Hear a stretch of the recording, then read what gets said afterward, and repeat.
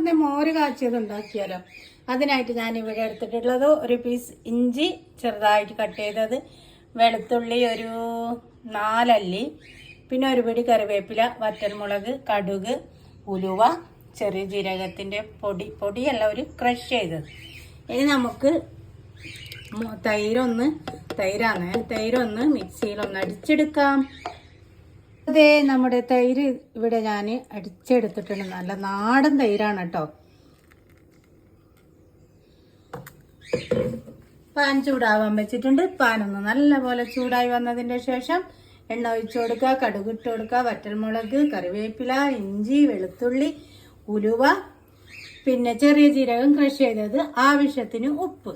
അപ്പോൾ അതേ, നമ്മുടെ പാൻ ഇവിടെ നല്ലപോലെ ചൂടായിട്ടുണ്ട്. ഇനി നമുക്ക് അതിലോട്ട് ലേശം ഓയിൽ ഒഴിച്ചു കൊടുക്കാം.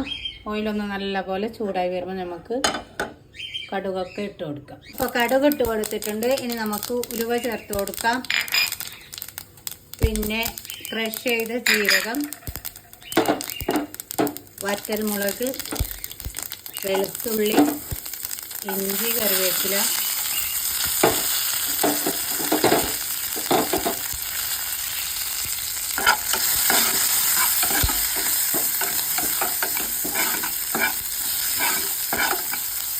നല്ല അടിപൊളിയായി മുന്നോട്ട് വരണം കേട്ടോ.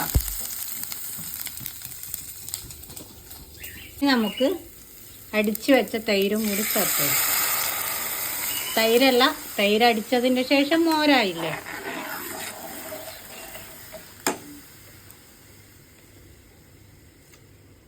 കുറച്ച് മഞ്ഞൾപ്പൊടി, തിളക്കണ്ട കേട്ടോ, ഒന്ന് ചൂട് കയറിയാൽ മതി. പിന്നെ ആവശ്യത്തിന് ഉപ്പ്. അപ്പോൾ നമ്മുടെ അടിപൊളി ടേസ്റ്റി ആയ മോര് കാച്ചത് ഇവിടെ റെഡിയായി. ഇന്നത്തെ ചോറിൻ്റെ കൂടെ ചോറ് കഴിക്കാൻ മോര് കറിയും പിന്നെ ചെറിയ മത്തി പൊരിച്ചതും ചീര വറവുമാണ് ഗൈസ്. അപ്പോൾ ഓക്കേ, ബൈ.